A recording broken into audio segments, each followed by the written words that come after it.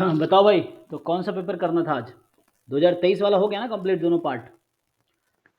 Sir PSB नहीं हुआ। Yes sir. 2023 ISI M stats का पीएसबी बाकी है?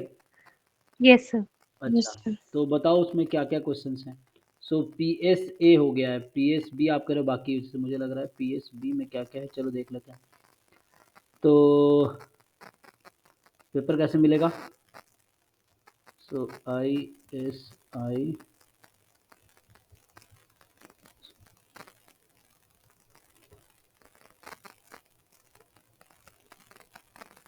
2023 वाला ना।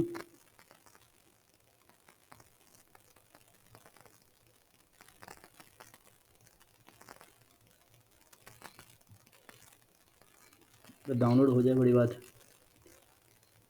कैसे आएगा पेपर? एक मिनट, इन लोगों ने अपलोड कर रखे हैं क्या? तो इसने सारे अपलोड कर रखा है।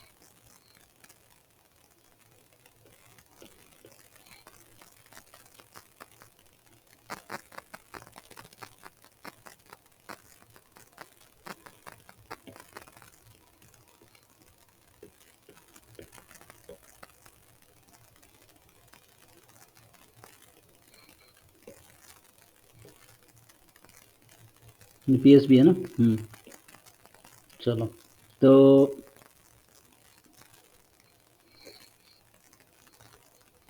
ये पीएसबी आई शायद 2023 वाला है, तो देख लो इसको।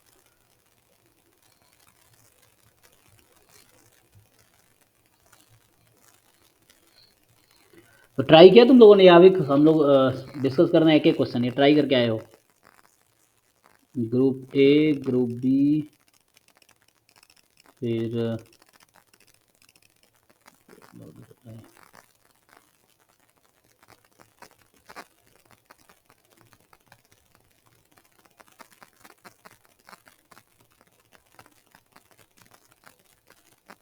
9 क्वेश्चन ही आते हैं शायद ना इसमें, 9 क्वेश्चन ही है शायद सब्जेक्टिव में। Yes sir. Yes sir. हाँ, तो 9 क्वेश्चन ही है। ठीक है, सब्जेक्टिव में 9, ऑब्जेक्टिव में 30 क्वेश्चन थे, है ना? पीएसए में 30 क्वेश्चन था और पीएसबी में 9 क्वेश्चन है। तो चलो पहला क्वेश्चन से स्टार्ट करो कि ये क्या बोल रहा है कि लेट ए कोई n क्रॉस n की मैट्रिक्स है और इस तरह से है, तो बताओ इसका डिटर्मिनेंट क्या होगा। तो जैसे डायरेक्ट n क्रॉस n करने के बजाय इनिशियली तुम चाहो तो n को, है ना, 2 से स्टार्ट कर सकते हो, देन आपको एक आइडिया मिलता रहेगा।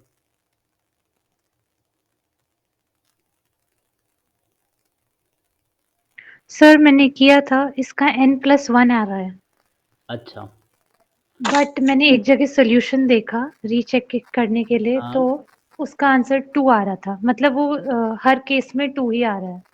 अच्छा, yes sir, same sir. Okay. So जैसे अगर इसको हम सॉल्व करें, इसको सॉल्व करें कैसे, ये लोग क्या कर रहे हैं, एक मिनट, कौन हेलो हेलो, हाँ संतोष सुन रहे हैं? हाँ जी बताइए।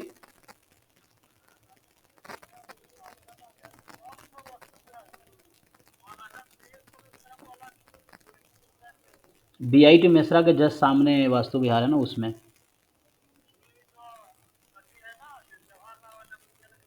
जी जी जी, बीआईटी मिश्रा गेट पे जो है, बीआईटी मिश्रा के जस्ट गेट पे ही तो है वो, गेट के सामने। जी जी जी जी जी जी, हाँ आइए, ठीक। अरे यार, ये ना वो आज सेटअप का जो सामान आ रहा है ना, जो स्मार्ट बोर्ड वाला, वो लोग आ रहे हैं। चलो तो इसको ट्राई करके देख लो, इसमें क्या है। आई कैसे, आई माइनस जे का डिफरेंस 1 के इक्वल है अगर, तो 1 रहेगी। डिफरेंस 1 से ज़्यादा है तो वैल्यू 0 है, और आई जे इक्वल है 2 है, तो डायगोनल पे 2 है ना? सो अगर तुम 2 क्रॉस 2 की मैट्रिक्स बना के देखो इसमें, तो क्या होगा?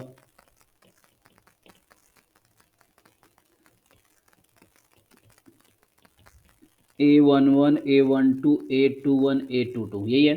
तो डायगोनल पे तो इसने कहा 2 है जब आई जे इक्वल है, आई जे का डिफरेंस 1 से 1 है सर। है ना, तो 1 है, तो ये क्वेश्चन है। तो यहाँ पे कहना चाह रहा है कि अगर आई जे की वैल्यू आपकी, है ना, तो ये जब डिफरेंस 1 के जस्ट है तो 1 हो गया, तो इसका डिटर्मिनेंट कितना आएगा, 2 टू द 4 माइनस 1, 3 आ गया ये तो इसका 3। यहाँ इस केस में, है ना। तो 2 कैसे हर केस में आएगा, तो गलत है ना, अगर हर केस में 2 कह रहा है कोई तो गेन को, यस सर। हाँ 2 तो हो ही नहीं सकता ना, क्योंकि एक काउंटर एग्जाम्पल इनफ है। अगर कोई कह रहा है कि 2 ही होगा हमेशा, तो ये तो कह रहा है गलत है, क्योंकि ये कह रहा है 2 नहीं होगा, 3 होगा, ये है। फिर ऐसे ही आप बनाओ, अगर मैं 3x3 का बनाऊँ तो उसे एक आइडिया मिलेगा। हाँ बोलो भाई, संजय कुछ कह रहे हो। हाँ सर, ऐसे किया था, लेकिन एक जगह मेथड देखा था, उसमें कोफैक्टर ना, वो तो मेथड से निकाला था तो 2 ही आ रहा था, मैंने देखा था एक वीडियो। अरे भाई तो Yes, इसमें sir. 2 क्यों नहीं आ रहा है, इसमें क्या आंसर आएगा। सर उन्होंने जो भी कैलकुलेशन मिस्टेक करी हुई है। हाँ हाँ, ऐसे मतलब ऐसे थोड़ी है उन्होंने कि 4 माइनस 2 करा है। किसी ने वैसे कुछ भी कर दिया, तुम कुछ भी मान लोगे ऐसे। तुम अपना पास दिमाग भी है ना तुम्हारे पास, तो अपना दिमाग यूज करो।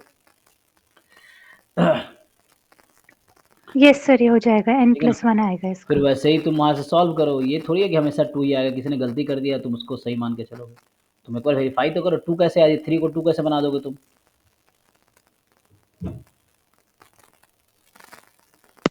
हमारे अकॉर्डिंग तो यही आ रहा था कि +1 ही आ रहा था। हाँ तो वही होगा ना, जब से जिसने सॉल्यूशन लिखा वो हमारी तुम्हारी तरह ही है। गलतियाँ उससे भी हो सकती है, मुझसे भी कई बार गलतियाँ होती थी। ये थोड़ी मैंने जो लिख दिया वो करेक्ट ही है, तुम्हें वेरीफाई करना अपने समझ से। गलतियाँ तो किसी से हो सकती है, तुम्हें समझना है उसको। ठीक है, ऐसे ही 3x3 में देख लो, वैसे ही लिखोगे, डायगोनल पे 2 है और डिफरेंस अगर 1 का है, जैसे मैं अगर ऐसे लिख दूँ A11 A12 A13 A21 A22 A23 A31 A32 A33, ठीक है ना। तो इस तरह से जो तुम्हारा बनेगा 2 2 2 हो गया, ठीक है। और डिफरेंस ऑफ जस्ट 1 है, तो यहाँ 1 और यहाँ 1 ये बनेगा ना। Yes sir. और ये 0 बाकी 0 हो जाएंगे। 2 3, अच्छा 2 3 यहाँ पे है ना, सो 2 3 पे 1 रहेगा फिर, तो यहाँ 1 होगा। और 3 1 नहीं, 3 2 पे 1 होगा, तो ये 0 हो जाएगा, ये बनेगा। इसका चेक करो क्या आएगा। इसका डिटर्मिनेंट 4 है सर। अच्छा, तो इसका डिटर्मिनेंट 4 आएगा। एक तुम्हें एक आइडिया मिल रहा है इससे कि जब 2x2 है 3 है। अब आगे तुम वो भी लगा सकते हो, अगर चाहो तो ऑपरेशन तुम्हें करना, ऑपरेशन से भी किया जा सकता है ना। जैसे इसमें किस तरह के मैट्रिक्स, मैं डायरेक्टली n क्रॉस n के लिखने की कोशिश करूँ। सो डायगोनल पे तो 2 ही है। अब अगला 1 2 है ना, तो यहाँ 1 रहेगा। फिर अगला क्या होगा, तो ये कहने का मतलब डायगोनल के ऊपर वाले एलिमेंट और डायगोनल के बिलो एलिमेंट दोनों 1 है, यही चल रहा है ना यहाँ पे। तो डायगोनल के एबव और बिलो 1 चल रहा है, ये वाला मैट्रिक्स एक्चुअली समझो। जो डायगोनल एलिमेंट्स हैं उसके बिलो और एबव 1 है। यहाँ पे देखो, जो डायगोनल एलिमेंट्स हैं उसके एबव एलिमेंट और बिलो बोथ एलिमेंट हमेशा 1 होगा। अगर 4x4 का मैं बनाता तो तुम्हें और बेटर दिखेगा। अगर 4x4 में इसको कन्वर्ट कर दूँ मैं, तो देखो यहाँ पे ये कहना चाह रहा है कि 2 2 2 2, फिर यहाँ 1 1 1 हो जाएगा, 1 1 1 हो जाएगा, बाकी 0 हो जाएगा, 0 0 0 0 0। ये 4x4 का ये है तुम्हारे पास। तो हालांकि ये स्पेशल टाइप का मैट्रिक्स है, उसे नाम भी होगा, क्योंकि बहुत सारे ना डिफरेंट टाइप के मैट्रिसेस हैं, है ना।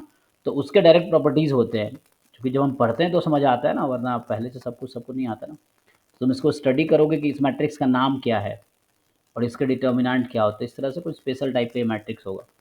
जैसे सिर्फ ऊपर अगर 1 होता है, नीचे नहीं होता डायगोनल नीचे, तो ये फिर उसको बोलते हैं, गेट के सिलेबस में है, नाम भूल गया मैं, ब्लॉक मैट्रिक्स बनता है ना।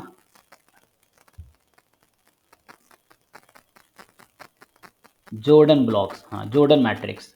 तो अगर ऐसा होता है कि डायगोनल के ऊपर वाले सिर्फ 1 होते हैं, नीचे 1 नहीं होता, तो ये जॉर्डन मैट्रिक्स बोलते हैं, इसको जॉर्डन मैट्रिक्स बनाते हैं। तो उसकी अलग प्रॉपर्टीज़ है, तो इसकी अलग होगी, तो चेक करो। तो इसका भी डिटर्मिनेंट निकाल के चेक कर सकते हो। तो इसका तुम अगर ये 4x4 का है तो इसका निकालोगे तो 5 आएगा, है ना। ये है, तुम चेक कर लो, उसने कैलकुलेशन मिस्टेक किए होंगे, तो यहाँ से फाइनली ये है, तुम एलिमेंट्री ऑपरेशन लगा के भी ट्राई कर सकते हो। एलिमेंट्री ऑपरेशन क्या करता है, ये 1 इसको 0 बना देगा, है ना, तो ये कर सकता है आगे। और तुम ट्राई कर सकते हो यहाँ पे,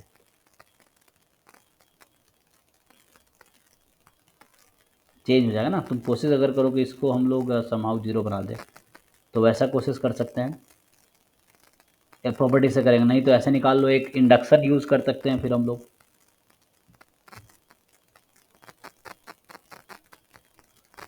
यहाँ से अगर ये आता है तो प्रॉपर्टीज दिखा के दिखा सकते हो कि n क्रॉस n की अगर मैट्रिक्स है तो n+1 आएगी, जो आप कह रहे थे ना, तो चेक कर लो एक बार।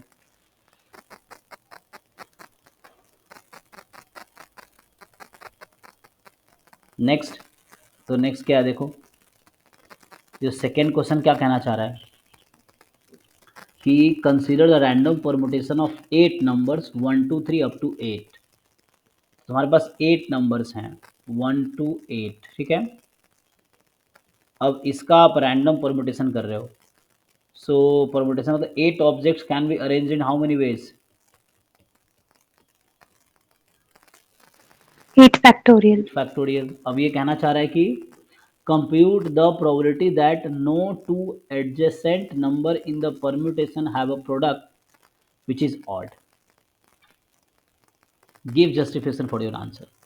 तो टोटल जो बनाओगे ना, तो टोटल तुम्हारे 8 फैक्टोरियल कितने नंबर्स बनेंगे, मतलब 8 डिजिट्स को यूज करके कितने नंबर बना सकते हैं, तो टोटल 8 फैक्टोरियल जो भी आएगा इतने नंबर्स बनेंगे। अब आपसे ये पूछना चाह रहा है कि क्या प्रोबेबिलिटी है कि no two adjacent number in this permutation have a product which is odd. तो ऑड प्रोडक्ट नहीं होने चाहिए। जैसे फॉर एग्जांपल अगर मैं बना लूँ 1 2 3 4 5 6 7 8, तो क्या ये फेवरेबल केस होगा इसके हिसाब से? किसी भी 2 एडजेसेंट का प्रोडक्ट ऑड नहीं होने चाहिए। No 2 adjacent this is odd.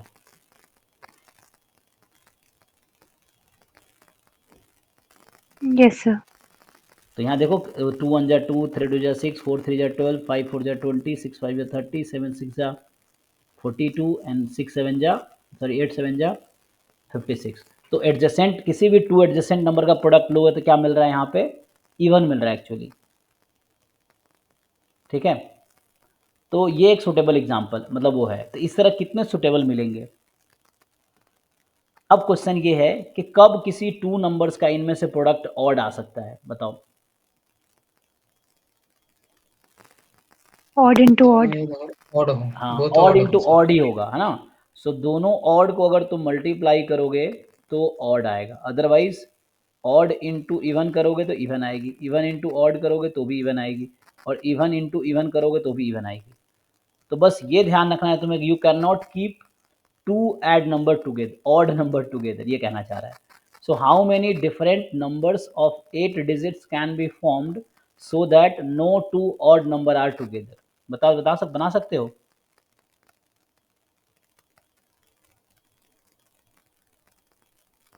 Yes sir. तो इसका क्या मतलब है? इसका मतलब है कि ऑड इवन ऑल्टरनेटिव होगा और कोई पॉसिबिलिटी नहीं है। नहीं सर, और पॉसिबिलिटीज भी है, मतलब 2 इवन भी आ सकते हैं साथ में। हाँ, लेकिन 2 इवन जब साथ रखोगे तो 2 ऑड को साथ नहीं रखना पड़ेगा। देखो नहीं रखना पड़ेगा सर। कैसे? जैसे जैसे ऑड इवन इवन, अच्छा, फिर ऑड इवन और ऑड। हमारे पास कितने 8 नंबर है, 4 ऑड है 4 इवन है ना। Yes sir. तो 4, हाँ सर वही एक ऐसे करते हैं, स्टार्टिंग में 4 ऑड ले सकते हैं और एक बार स्टार्ट एंड में 4 ऑड ले सकते हैं। अरे तो स्टार्टिंग में 4 ऑड ले लोगे तो एडजेसेंट का प्रोडक्ट तो ऑड हो जाएगा। सर जैसे हम एक स्टार्टिंग फॉर्मेट बना लेते हैं, उसमें चेंजेस करेंगे। जैसे स्टार्ट हम करेंगे ऑड इवन हाँ, ये इस कर वाले सकते हैं। केस एक तो odd even odd even odd even ये चल सकता है, ऑड इवन ये हो गया एक केस, ये है। दूसरा पॉसिबिलिटी, इसको अल्टर कर दो, even odd even odd even odd even odd, एक ये पॉसिबिलिटी है। और क्या है? नहीं सर, हम अगर एक ई को रहने दें, मतलब 7 को अरेंज कर लें, जैसे जो आपने टॉप में लिखा उसमें लास्ट ई को हटा दें। ठीक है, लास्ट 8 को हटा दें, हाँ। ये जो आपने अरेंजमेंट लिखा ओ ई ओ ई ओ ई और एंड में भी ओ, तो लास्ट ई को हम या तो फर्स्ट प्लेस पे अरेंज कर सकते हैं, या सेकेंड ई के साथ, या थर्ड ई के साथ, या फोर्थ ई के साथ, और या फिर लास्ट में। तो ये टोटल 5 प्लेसमेंट्स हो गए। अच्छा, मतलब तुम ये कह रहे हो कि हम पहले 7 नंबर को एज इट इज रखें और इस ई को हम क्या कर सकते हैं, ये जो इवन है, इस इवन को इसको हम या तो हम यहाँ ई ऐसा कर सकते हैं, यहाँ डबल इवन लगा सकते हैं। यस सर, मतलब स्टार्टिंग में लगाया तो सेकंड केस बना जो आपने लिखा है, हाँ हाँ, यस, और ये भी उसके सही बाद है। सेकंड प्लेस पे लगाया, फिर थर्ड पे, फिर फोर्थ पे, यहाँ और लगा फिर सकते लास्ट हैं, में। यहाँ, अच्छा, मतलब कहीं भी बीच में इंसर्ट कर सकते हैं तो कोई प्रॉब्लम नहीं होगी। मतलब ई के साथ ही, वरना और डॉट साथ आ जाएंगे। मतलब सर इस टाइप का, जैसे एक केस बना ओ इवन इवन ओ इवन, फिर ऑड इवन ऑड। हाँ ठीक है, जैसे एक तुम समझो तो लिखता हूँ मैं एक तो यस पहले सर, मैंने ई को फर्स्ट पोजीशन पे रखा था, ये मिल गया, यस 7 सर। को अरेंज किए। एक मैं ये कह रहा तुम कि ओ रखूँ, फिर ई ई कर दूँ, है ना? यस सर,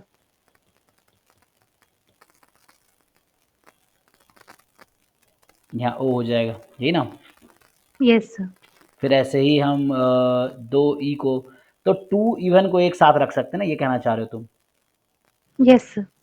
तो 2 even can be taken together. एक केस तो ये हो गया अलग, एक केस ये हो गया जहाँ अल्टरनेट है एक्चुअली।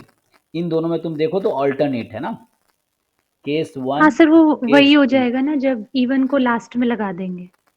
हम्म, वो जो इवन को हम चेंज कर रहे हैं जिसकी पोजीशन, वो जब लास्ट में आएगा तो फिफ्थ केस ये बन जाएगा। मतलब 5 केसेस बनेंगे ना, ई को ओके, सबसे पहले सबसे आगे रखा, फिर। ठीक है, तो मैं थर्ड केस लिख देता हूँ, फोर्थ केस। फोर्थ केस में आपका ये है कि ऑड, फिर यहाँ पे क्या करेंगे हम, एक तो even, even. Odd, even even, फिर ऑड इवन ऑड, एक ये केस हो गया। तो ऐसे करना चाहते हो आप? पांचवा केस क्या है कि odd even odd even odd, even even odd, ये। यस सर, और लास्ट वाला केस आपने ऊपर लिख दिया है। हाँ, कि उस ई को आप सबसे तो पहले लिख दोगे। यस सर, तो ये लास्ट वाले ई के 5 प्लेसमेंट्स हो गए। ठीक है, मतलब 5 पॉसिबल, और जो बचे हुए ई हैं उनके प्लेसमेंट्स हो गए, मतलब जो बचे हुए ऑड हैं उनके प्लेसमेंट्स हो गए 4 फैक्टोरियल, ठीक है, और बचे हुए ई के प्लेसमेंट्स हो गए इसके भी 4 फैक्टोरियल या 3 फैक्टोरियल। नहीं इवन तो 4 ही है मेरे हाँ, पास 4 तो। फैक्टोरियल, क्योंकि आपस में अरेंज हो सकते हैं। ओके, एक मिनट, तो यहाँ पे चलो इस तरह के कितने नंबर्स बनेंगे ये बताओ। यहाँ पे सर 4 फैक्टोरियल 5 इंटू 4 फैक्टोरियल ना। इंटू 5, ये लास्ट ई वाला अरेंजमेंट जो हाँ, हमने जैसे किया। ये पहला केस में 4 फैक्टोरियल 4 फैक्टोरियल, दूसरे केस का भी पॉसिबिलिटी है 4 फैक्टोरियल इंटू 4 फैक्टोरियल, तीसरे केस का भी पॉसिबिलिटी है 4 factorial into 4 factorial, 4 factorial into 4 factorial, यहाँ भी 4 फैक्टोरियल इंटू 4 फैक्टोरियल। तो फाइनल आंसर जो हो जाएंगे क्या, इंटू 5 हो जाएगा, ये कहना चाह रहे हो आप? यस। अच्छा, सो ईच केसेस में इतने नंबर ऑफ आउटकम्स आएंगे इस अरेंजमेंट का। तो 4 factorial into 4 factorial into 5, this is answer. Okay,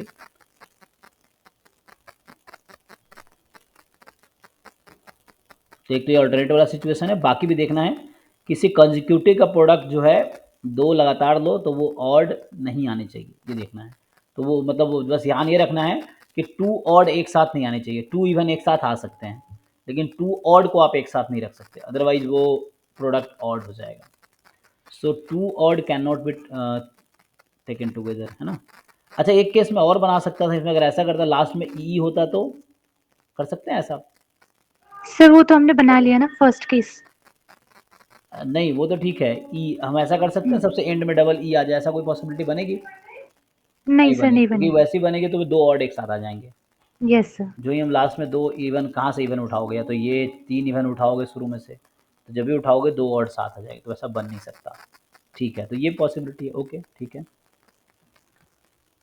तीसरा क्वेश्चन देखते हैं जो थर्ड। सर प्रोबेबिलिटी के लिए 8 अच्छा, फैक्टोरियल हाँ से इसको डिवाइड। डिवाइड कर दो, तो ये नंबर ऑफ वे हो गया। प्रोबेबिलिटी ऑफ इवेंट ई बराबर 4 फैक्टोरियल इंटू 5 अपॉन में आपका 8 फैक्टोरियल। ठीक है, तो इससे आंसर आ जाएगा। डन। तो अब नेक्स्ट जो थर्ड क्वेश्चन है, identify with justification all commutative distribution function F. Commutative, ठीक है, सॉरी ये तो गलत पढ़ रहा हूँ मैं, कुमुलेटिव है ये तो ना, रीडिंग है ना। देखो ऑल कुमुलेटिव डिस्ट्रीब्यूशन, मतलब सीडीएफ की बात कर रहा हूँ, पहले मैं गलत पढ़ रहा था। सो identify with justification all cumulative distribution function, मतलब सीडीएफ इफ सेटिस्फाइंग दिस। सो बताओ, ऐसे पूछना चाह रहा है कि ऐसा जस्टिफिकेशन और कुमुलेटिव सीडीएफ बताओ जो इसको फॉलो करते हो, एफ ऑफ एक्स और एफ ऑफ एक्स की power 2023 for all X belongs to R. ऐसा कौन सा सीडीएफ है जो इसको सेटिस्फाई कर रहा है? तो मैं अगर आपसे पूछूं कि एफ एक्स बराबर एफ एक्स स्क्वायर, ऐसा कौन सा फंक्शन है कि एफ एक्स की वैल्यू एफ एक्स स्क्वायर की वैल्यू सेम आ जाए?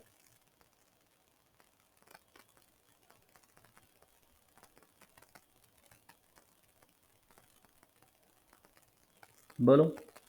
जैसे एक तो जीरो फंक्शन हो सकता है, आइडेंटिटी फंक्शन हो सकता है, कांस्टेंट फंक्शन हो सकता है ना। एफ एक्स बराबर के रख दो, तो इसको क्या ही फर रहा है, मान लो एग्जांपल के लिए एफ एक्स बराबर के रख दो, तो एफ ऑफ एक्स की पावर तुम कुछ भी ले लो, क्या ही फर्क पड़ रहा है, कांस्टेंट को तो कांस्टेंट ही रहना है। तो इफेक्ट कब होगा? जब यहाँ तुम एक्स चेंज करोगे। तो ये पता है क्या कहना चाह रहा है? बताओ कौन सा सीडीएफ ऐसा होगा? एक सीडीएफ मैं लिख के देता हूँ, तुम्हें पता है डीजेनरेट रैंडम वेरिएबल का सीडीएफ क्या होता है? 1 आएगा जब एक्स बराबर के कोई। तो तो जीरो 1 पॉइंट पे ही होता है पूरा मान लो एक्यूमुलेटिव। मैं अगर के पे लिखना चाहूँ और 1 जब X more than equal to ये के। है, तो यहाँ पे अगर तुम,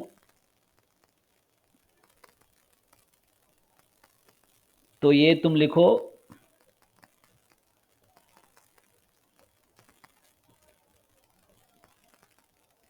देखो ये सेटिस्फाई करेगा। इस फंक्शन को देखो ध्यान से, तो ये तुम्हारा सीडीएफ है एंड ये मैंने एक सीडीएफ लिखा है। अब मैं आपसे पूछूं यही फंक्शन में x की जगह 2023 लिख दो, तो ये 0 रहेगा, ये 1 रहेगा। जब x की पावर 2023 लेस देन 1 होगा, तो तभी ये चेंज होके वही बन जाए, क्योंकि टू की ये उसको उधर भेजोगे तो 1 की पावर दिस, तो 1 की पावर ऑड नंबर वो सेम ही बन जाएगा। तो ये कहीं ना कहीं एक एग्जाम्पल हमने ढूंढा। सो 1 फंक्शन इज दिस, और ये सेम ही आ जाएगा इसके, क्योंकि ये पावर ऑड इधर जाके खत्म हो जाएगा। 1 की power something non zero number is 1 only, यही बन जाएगा। और क्या हो सकता है? क्वेश्चन ये है। सर बर्नौली हो सकता है, एक्स पावर एन उसका भी सेम होता है पीडीएफ में। तो ओके, तो ये जो लिखा हमने डिजेनरेट लिखा ना, मास सर 1 पे 1 पे फुल मास है। बर्नौली में क्या होता है? अच्छा, यहाँ तुम कहना चाह रहे हो एक्स का और एक्स की पावर कुछ भी ले लो, ये इसका डिस्ट्रीब्यूशन सेम रहता है ना। सेम होता है सर। लेकिन ये यहाँ पे नंबर वेरिएबल ऐसा सीडीएफ लिखने को कह रहा है जिसका फंक्शन इक्वल हो। वेरिएबल का सेम डिस्ट्रीब्यूशन होना ज़रूरी नहीं है। ठीक है, देखो जैसे अगर तुम चाहो तो मैं एक एग्जांपल लिखता हूँ। जैसे x है बर्नौली p, तो इसका सीडीएफ क्या होगा? ये बनेगा 0 या 1 ना। 0 कब? यस नहीं, 0 1 नहीं बनता भाई, बोलो आगे। बर्नौली में क्या होता है? सर 0 चेंज होता है सर। पहले तो one x less one than 0 ये होगा, x more than equal 0 less than 1, तो 0 की प्रोबेबिलिटी कितनी हो जाती है? 1 माइनस p, ये रहता है। यस और फिर 1 वन हो जाएगी जब x more than equal to 1 हो जाएगा। अब यहाँ x की पावर अगर मैं 2023 रख दूँ x, मतलब अब इस सीडीएफ में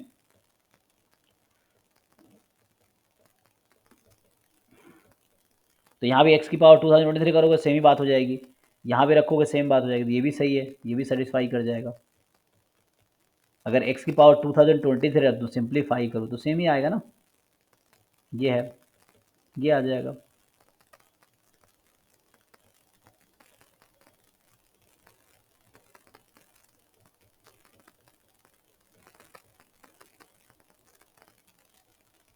ठीक है, तो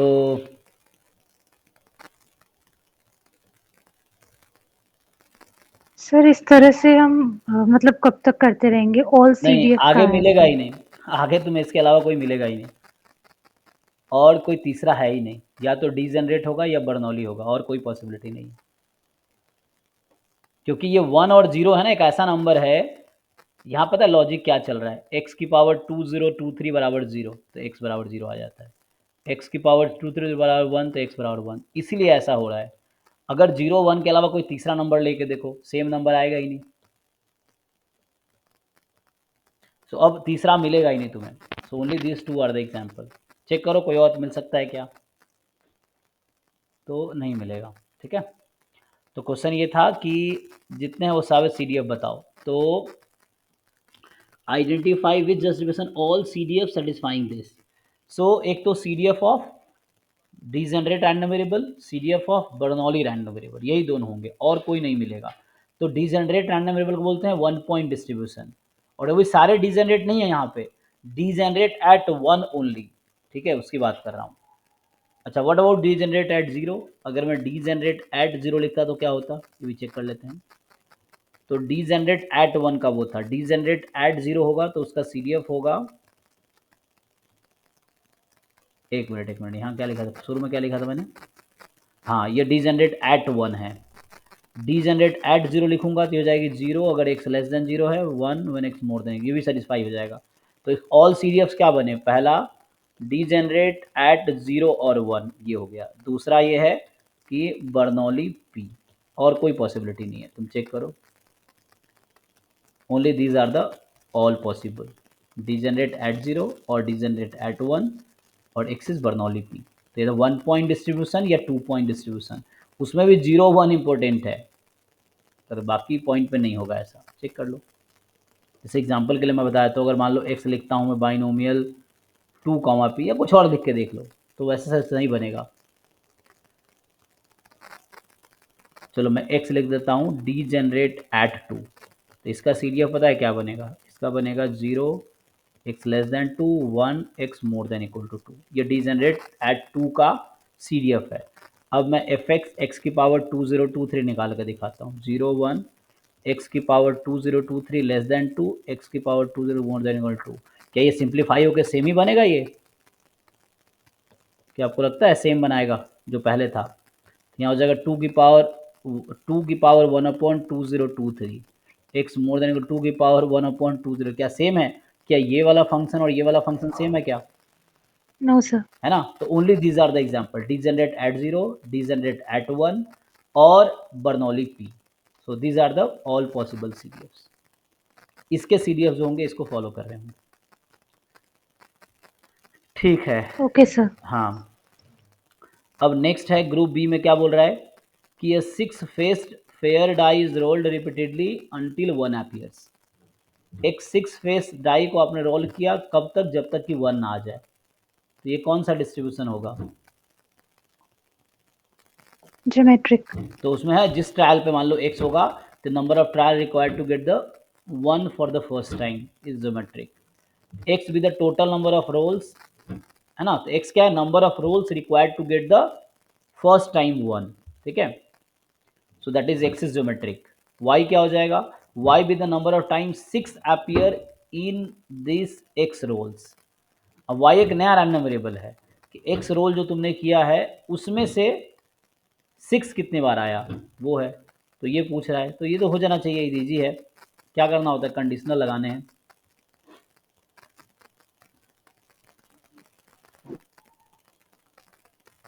sir y given x binomial होगा?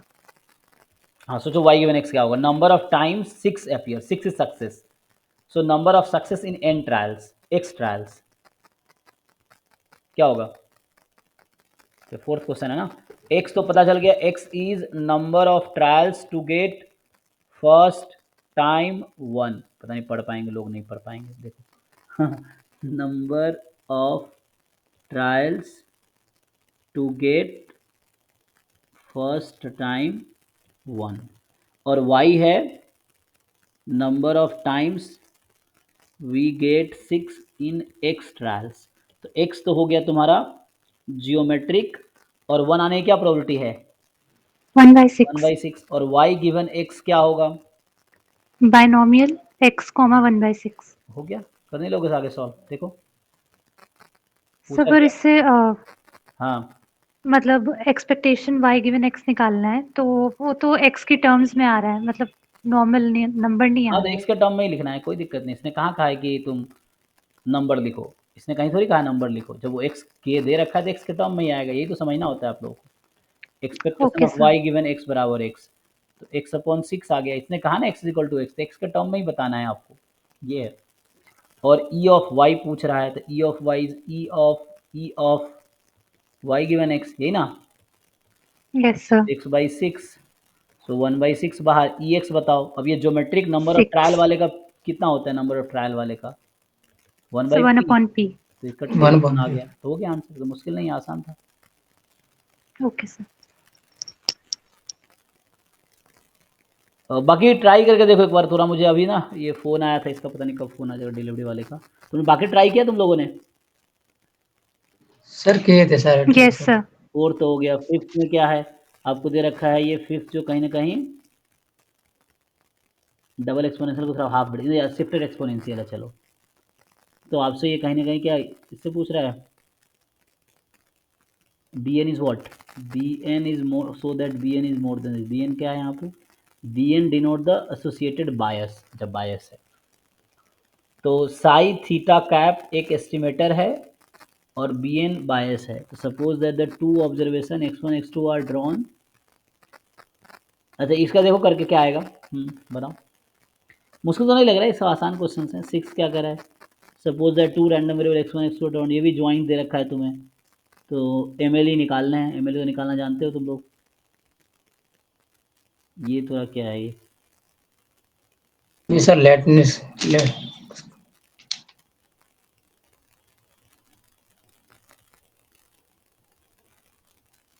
डिजाइन ऑफ एक्सपेरिमेंट में लेटनेस का डिजाइन अच्छा, उसका उससे क्वेश्चन है ओके। लैटिन स्क्वायर डिज़ाइन का है। सर। पहला पार्ट तो कर लिया, वो दूसरा वाला नहीं कर पाया इसका। अच्छा, so give an allocation of wheat varieties to plot.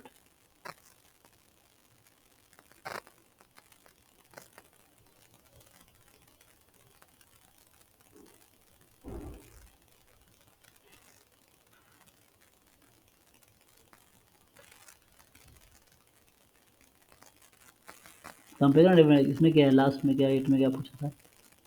x1 x2 xn independent identical distributed Bernoulli है।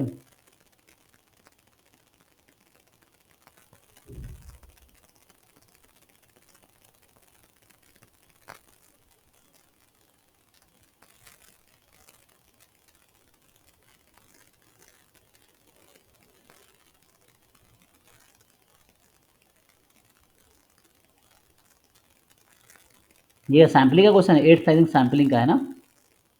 तो random sample of size yes sir m जो कि के एन है विथ रिप्लेसमेंट। तो रैंडम सैंपल साइज m का लिया विथ रिप्लेसमेंट। तो द स्टैटिस्टिशियन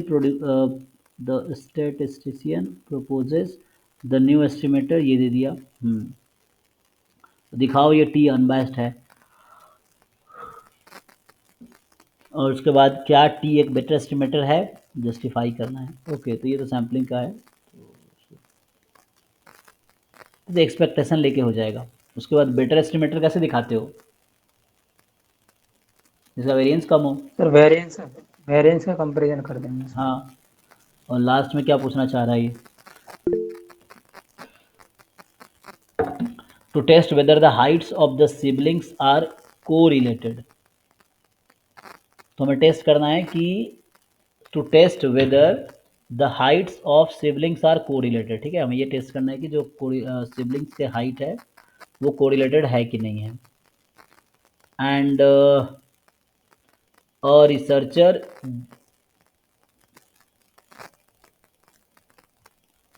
तो एक रिसर्चर वो क्या किया, डिवाइस्ड द फॉलोइंग प्लान, ठीक है। She identify a random sample of n families with at least 2 adults male children. For the ith family, suppose that xi and yi are heights of the first and second male child, ठीक है। तो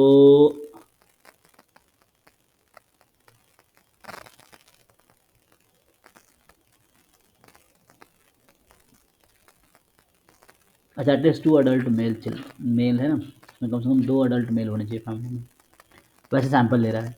तो x i है height of the first and y i height of the second.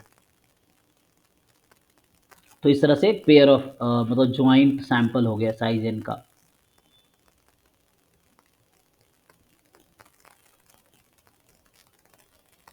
तो आपको ये भी दे रखा है ना, ज्वाइंट का डिस्ट्रीब्यूशन दे रखा है कि नॉर्मल है with mean mu mu sigma square rho, where mu and sigma square are known from previous studies. So C is interested in testing the null hypothesis rho is 0 against rho is 1/2.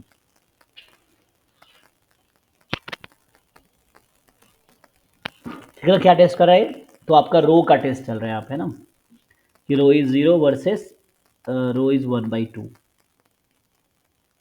तो question ये है, unfortunately due to a mistake in questionnaire, ठीक है।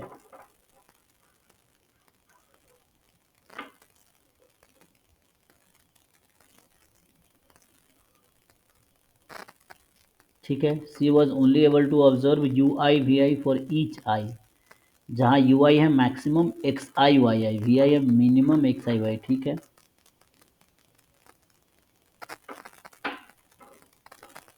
तो उसने बस, है ना, मैक्सिमिन उसको पता है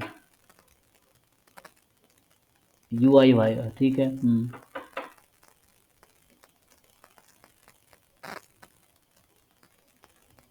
उससे क्या ही फर्क पड़ेगा, एक्स आई वाई है ना, तो एक मिनिमम एक मैक्सिमम होगा, बस ऑर्डर चेंज हो सकता है मान लो। तो पूछ क्या रहा है, based on the observed sample obtain the test statistics corresponding to the most powerful test of H not against H one. और दूसरा क्या बोल रहा है,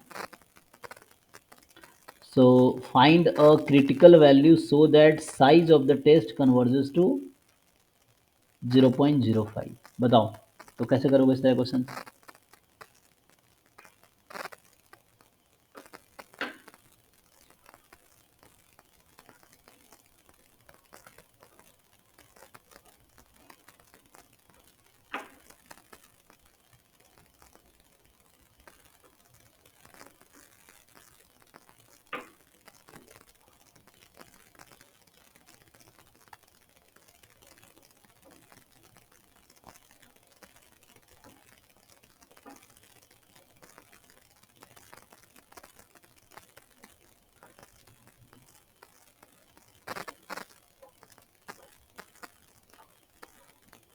इसको लिख के देखना पड़ेगा। तो अब तक हमने जो टेस्ट किया क्या, म्यू और सिग्मा के लिए किया ना, दोनों का मीन तो इक्वल ही है, वेरिएंस भी इक्वल है, जस्ट कोरिलेशन कोएफिशिएंट आपका अगर कोरिलेशन 0 है तो रिलेटेड नहीं है, हाफ है तो रिलेटेड होगा। आपके पास डेटा है u i v i actually अब, ठीक है ना, क्योंकि बाई मिस्टेक उसने सिर्फ u i v i collect किया है कि दोनों में मैक्सिमम और दोनों का मिनिमम पता है। तो मतलब ये पता तो है ही ना, x1 y1 x2 y2 जो है जनरली, तो हो सकता है y1 मैक्सिमम हो, फिर बाद में x2 मिनिमम वो हो जाए, मैक्सिमम हो जाए, इस तरह से।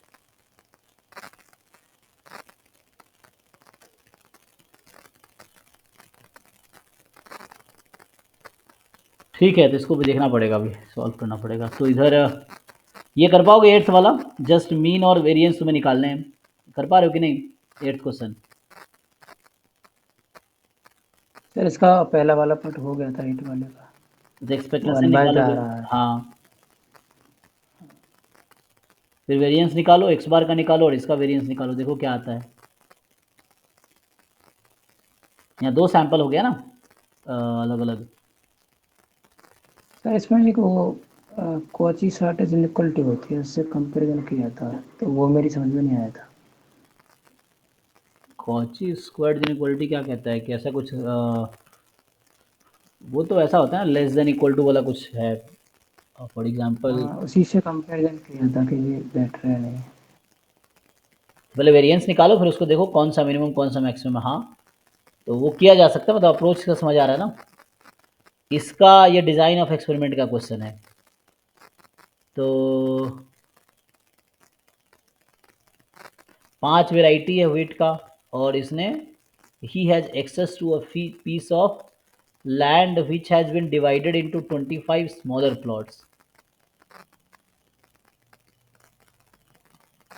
उसको 25 स्मॉलर प्लॉट में आपने डिवाइड किया। तो mister X has asked for your help in this venture. तो डेटा तुम देखो, डेटा क्या है।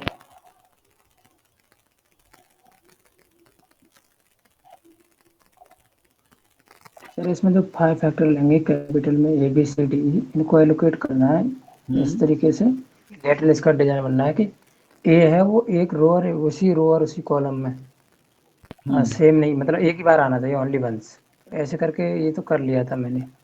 लेकिन जो दूसरे वाले में जो उसका जो निकालते हैं एस एस टी या एफ टेस्ट लगा के देखते हैं, हाइपोथेसिस टेस्ट लगा के, उसके बाद में फिर वो करके देखा मैंने, उसके बाद फिर समझ आया इसका आंसर कैसे राइट करना है। नहीं, फिर जैसे तुम अगर एफ स्टैटिस्टिक्स की वैल्यू निकाल लिए और उसके बाद जो एनोवा टेबल अगर इसका बनाओगे, तो एफ स्टैटिस्टिक्स डेटा से आंसर आता है। एक तुम टेबल से वैल्यू देखोगे। अब वो जो हाँ, ये टेबल से टेबल वैल्यू, हाँ टेबल में सर लास्ट में निकाला था। टेबल में एमएससी निकाला, पहले एमएससी से फिर एफ स्टेटिस्टिक्स निकाला, फिर उसकी वैल्यू निकाल के प्रोजेक्ट करके दोनों मतलब कंपैरिजन किया मैंने इसमें। एक तो रो हाँ, वाला तो कुछ और ऐसा कॉलम होता है वाला ना दोनों। कि जो एफ ऑब्जर्व्ड है अगर मोर देन है एफ टेबल से जो आया, तो रिजेक्ट कर देते। हाँ तो रिजेक्ट कर देंगे। हाँ, सर। जैसे फॉर एग्जांपल जो भी डिग्री ऑफ उसके फ्रीडम बाद है। जो आंसर, हाँ हाँ हाँ, वो कर लिया तो एरर और डिग्री ऑफ फ्रीडम लेते हैं उसमें। हाँ, उसके उसके बाद हिसाब फिर से। जब आंसर राइटिंग करेंगे इसके लास्ट में, तो ये समझ में नहीं आ रहा था तब किस तरीके से हम उसको लिखेंगे राइटिंग। अच्छा, तो ये कह रहा है कि once the crop is harvested how would you analyse the data and compare the different varieties of wheat. तो एक बार है ना, जब क्रॉप को आपने हार्वेस्ट कर दिया तो कैसे एनालाइज करोगे डेटा को और कंपेयर करोगे डिफरेंट वैरायटी ऑफ व्हीट्स को। अब डिफरेंट वैरायटी ऑफ व्हीट्स का तुम्हें कंपैरिजन निकालने हैं।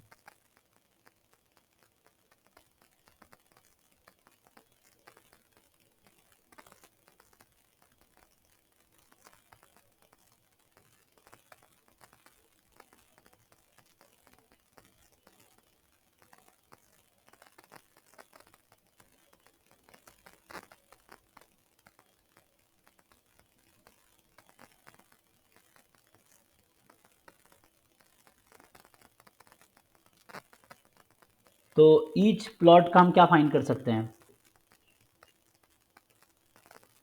फिर इसमें रो मीन निकालेंगे, इसमें फिर कॉलम मीन, फिर उससे हम हाँ सम ऑफ स्क्वायर निकालेंगे। तो वो निकालने के बाद में फिर उसमें हम डिग्री में टोटल निकालेंगे। टोटल से फिर एरर और डिग्री ऑफ फ्रीडम आ जाएगा दोनों का, और उसमें सम ऑफ स्क्वायर में डिवाइड करके तो वो एमएससी आ जाएगा। फिर एमएससी ऑफ एरर, उसमें से एरर को घटाने मतलब डिवाइड करने के बाद में फिर वहाँ एफ स्टैटिस्टिक की वैल्यू आ जाएगी, दोनों के लिए, रो के लिए भी आएगी और एक कॉलम के लिए भी आएगी इसमें। फिर उसके बाद में हम फिर टेबुलेटरी वैल्यू देखेंगे डिग्री ऑफ फ्रीडम से क्या आई है। उसके बाद रिजेक्ट हो रहा था ये। उसके बाद में ये करने के बाद में फिर जो उसका आंसर राइटिंग लिखेंगे इसमें कि कैसे एनालिसिस करें, ये समझ में नहीं आ रहा था मेरे। हाँ, मतलब इंटरप्रिटेशन क्या हुआ इसका, ये कहना चाह रहा ना हाँ यस, कि हाँ how to yes sir. Interpret them. इस तरह कुछ क्वेश्चंस तुम्हें सॉल्यूशन देखना पड़ेगा, उसके लिए जो बुक है डिजाइन वर्जन उसमें मिल जाएगा, तो वो देखना पड़ेगा तब जाए क्लियर होगा। एनीवे तो ये 7th का है। 6th हुआ तुम लोग का सॉल्व। सर इसका एमएलई तो वो कर लिया था फाइंड, फिर x1 x2 इसमें सेम वैल्यू है, थोड़ा कंफ्यूजन हो रहा था, ये ऑब्जर्व वैल्यू दे रखे वहाँ से। Determine the MLE of theta for each of the following observe value. तो MLE आ गया तो ऑब्जर्व वैल्यू यूज करके उसकी वैल्यू निकाल लो। MLE का MLE क्या निकला आता है थीटा का। सर ये और जो दिया है उसके वजह से कंफ्यूजन हो रहा है। नहीं सर उसमें और में पहले 2 थीटा होगा ना, दो ले रहे हैं सर, ये समझ में नहीं आ रहा था कौन सा वाला लेंगे हम, ये कंफ्यूजन यस हो रहा सर। था। नहीं नहीं, देखो इसमें ये इसमें 2 ml आ जाता सर। 2 ml आ जाएगा। अच्छा देखो ये कहना चाह रहा है ये एक डिस्ट्रीब्यूशन यूनिफॉर्मली डिस्ट्रीब्यूटेड है 2 इंटरवल पे।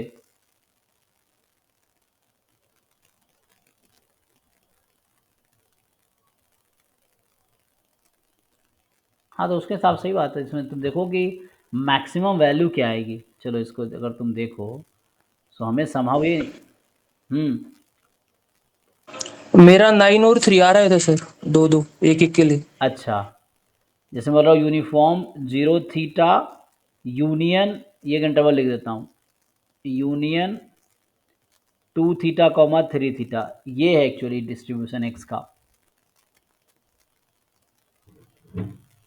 ये इस इंटरवल पे यूनिफॉर्मली डिस्ट्रीब्यूटेड है, 0 थीटा यूनियन 2 थीटा से 3 थीटा। सो थीटा से 2 थीटा में कोई मास नहीं है।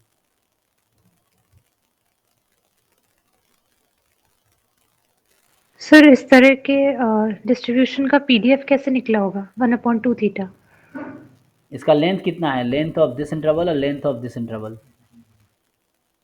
Theta and theta. हाँ 2 थीटा हो गया ना टोटल, ओके सर। तो इसलिए 1/2 थीटा हो गया। तो आप अगर लाइक्लीहुड फंक्शन लिखते हो तो आप कैसे लिखोगे, जैसे बता रहा ना 1/2 थीटा की पावर n। अब यहाँ पे x i between 0 and theta और x i between 2 theta 3 theta.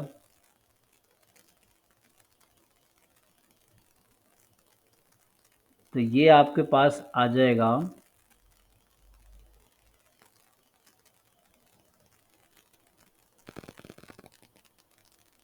So theta more than equal to x i, एक सौ ये है और दूसरे में ये है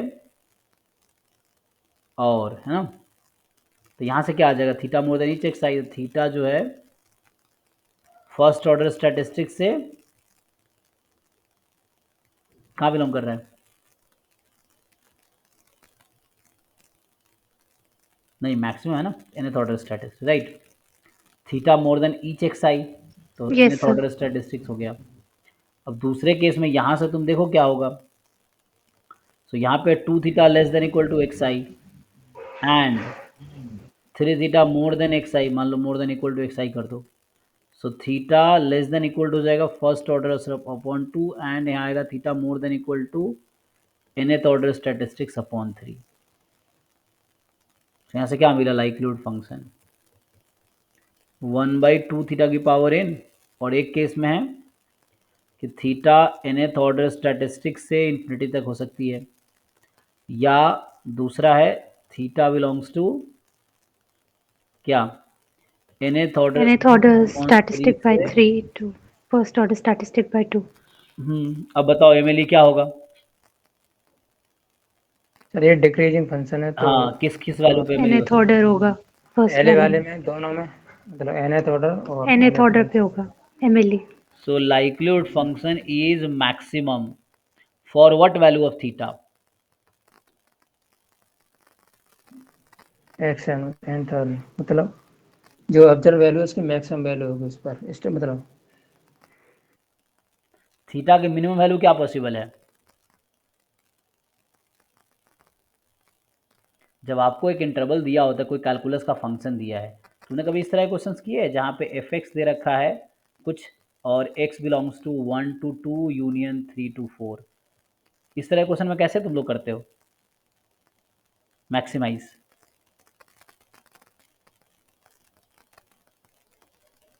to select the point where the it attains maximum value, क्या लगता है इसकी वैल्यू किस पॉइंट पे, इस इंटरवल में या इस इंटरवल में, किस पॉइंट पे हाईएस्ट वैल्यू आएगी।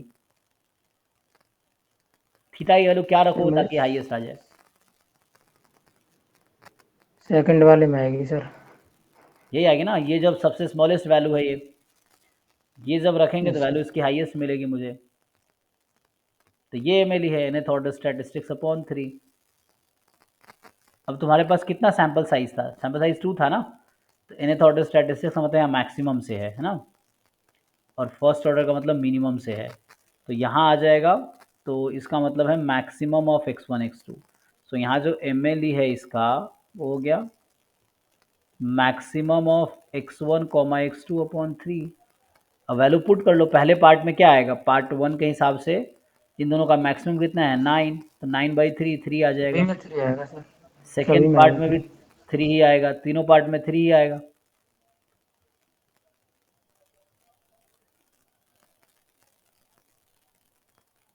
यही होना सर ये मैक्सिमम हमने कैसे निकाला?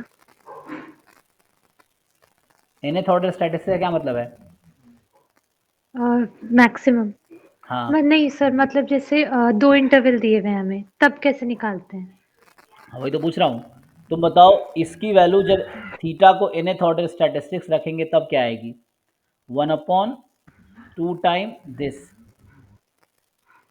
अरे मैं सीधा आसान शब्द में पूछ लेता हूँ तुम लोगों से, बताओ मैं तुमसे अगर पूछ लूँ 1/2x इसकी पावर 10 है, सो मैं ये x की वैल्यू 1 2 इंटरवल 3 4 है एग्जाम्पल के लिए, या 1 से इन्फिनिटी है, तो 3 4 तो उसी में इंक्लूड हो गया, तो 1 2 है ना। मान लो 1 2 है 3 4 है, तुमसे पूछूं कि x की value f x is maximum at x is equal to what, तुम खुद ही बता दो बस। 1 पे आएगी सर। 1 पे आएगी सर। तो 3 4 क्यों नहीं लिया, मान लो 3 से इन्फिनिटी कर देता हूँ यहाँ पे मैं, सो यही तो है सर तुम्हारा एक डिक्रीजिंग इंटरवल। फंक्शन है ना? हाँ तो सेम वहाँ लगाओ ना दिमाग, यही तो है यहाँ पे, ये जो इंटरवल 1 2 है ये है तुम्हारा, ये इंटरवल ये है। सर सेकंड इंटरवल में तो हमें nth ऑर्डर स्टैटिस्टिक ले ली, और जो फर्स्ट इंटरवल है उसमें क्योंकि डिक्रीजिंग फंक्शन है तो nth ऑर्डर स्टैटिस्टिक बाय 3 होगा, और फिर जो दोनों का आया उसमें से एक चूज करना है क्योंकि और है। लेकिन मान लो यहाँ 4 है ये फॉर एग्जांपल, या 5 है 6 ले लो फॉर एग्जांपल, तो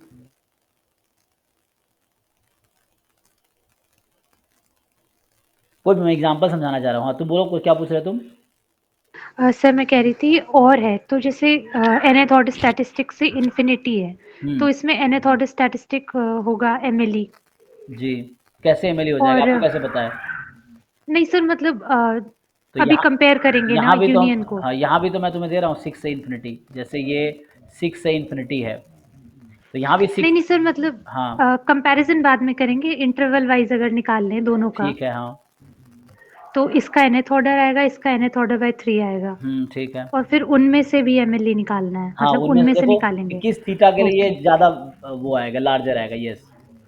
सो इन ओके ऑल सर। पूरे इंटरवल में देखना है एक्स की, देखो पॉइंट ऑफ मैक्सिमा यूनिक होती है अगर एग्जिस्ट करेगी तो, मतलब कहना ये चाह इट्स नॉट ऑलवेज यूनिक, मतलब यहाँ पे जो होगा ना, चूंकि ये कांस्टेंट फंक्शन नहीं, अगर कांस्टेंट फंक्शन हो गया तो हर पॉइंट ऑफ मैक्सिमा जो अलग बात है, यहाँ पे क्या आएगा, कोई एक ही पॉइंट मिलेगा जहाँ पे मैक्सिमम वैल्यू अटेन करेगी इस केस में।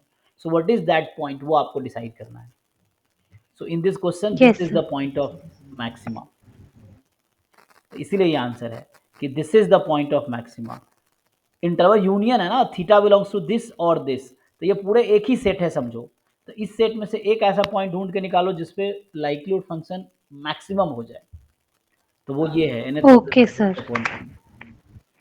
ठीक है, बाकी मुझे लगता है नेक्स्ट क्लास में करूंगा मैं, अभी ये तो मैं डिनर देख लेता हूँ, नहीं डिनर का तो अभी प्रॉब्लम है, तो मैं उसका देखता हूँ कुरियर वाला आया कि नहीं, वो कॉल कर रहा था, तो अभी नेक्स्ट क्लास। सर मैं वो कह हाँ रहा था, जी, सर वो सागर सर है, वो क्वेश्चन सॉल्व कर दिया करें, तो बहुत बीच में गैप हो जाता है, तो एक दो क्वेश्चन सॉल्व हो जा करेंगे तो बहुत है, वो पीएसबी सेक्शन में से तो। कर देगा सॉल्व, सागर है या पवन है, ये लोग कैसे सॉल्व करेंगे? तो हम भेज दिया करेंगे सर उस क्वेश्चन को, बस वो सॉल्व कर दिया करें। भेज दो, कर देगा वो, बोल दूंगा मैं, उसमें कोई दिक्कत नहीं है। सागर है, एक बार पवन बोल है, दीजिए सर। सुभाजीत है, ये लोग है ना, कर सर सकते फिर हैं। ये जल्दी तो ही हो जाएगा, 25 तक हो जाएंगे सारे, फिर हाँ एक दो तुम क्वेश्चन सॉल्व जो। करो ना, तुम्हारे देखो तुम्हारा काम है पूरा पेपर कंप्लीट करना, फिर तुम डाउट भेजो उनको, वो डाउट सॉल्व कर देगा, तुम बताना, मैं कोई बोल दूंगा उसमें, वो सॉल्व कर देगा। Okay okay, hmm thank you sir. Sir fifth question में एक रफ आइडिया।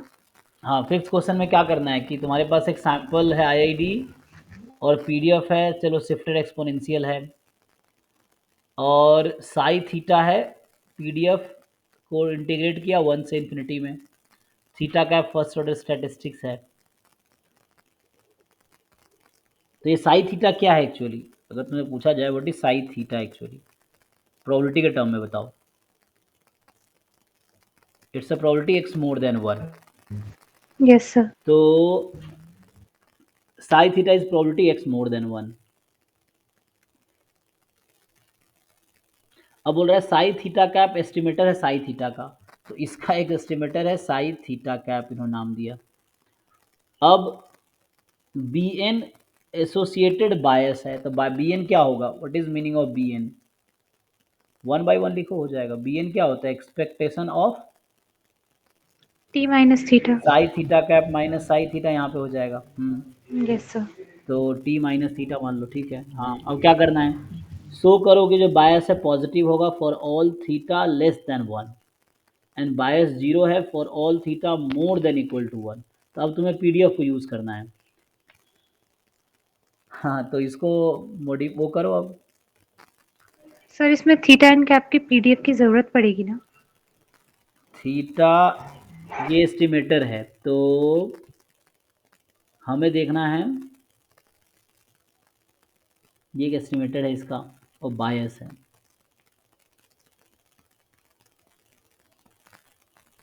ये प्रोबेबिलिटी एक्स, हाँ, यहाँ से क्या आएगा, थीटा जो है,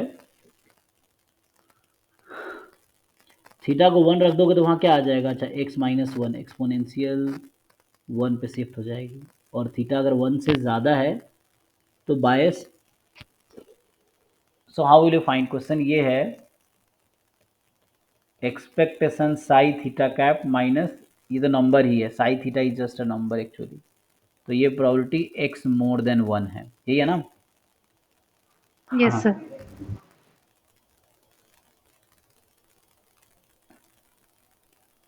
सो थीटा अगर 1 से कम है, इसका क्या मतलब है, डिस्ट्रीब्यूशन क्या हो जाएगा, पीडीएफ क्या होगा x का, e to the power minus x minus 1 shifted exponential with mean 1. Support क्या हो जाएगा इसका, 0. ना, सपोर्ट मतलब 1 से इन्फिनिटी हो जाएगा ना, अगर थीटा 1 से कम है, मान लो 0 है फॉर एग्जांपल, यस सर. तो थीटा अगर 0 हो गया तो एक्सपोनेंशियल ही बन गया ये.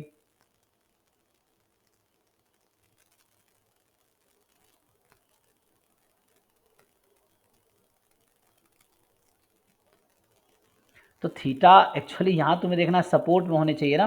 ओके, तो अगर सपोर्ट का पार्ट होगा, मैं ऐसा बोलना चाहता हूँ कि थीटा जो है यहाँ x मोर देन 1, इसका रिलेशन कहीं ना कहीं थीटा के साथ आ रहा है, तुम ये देखो.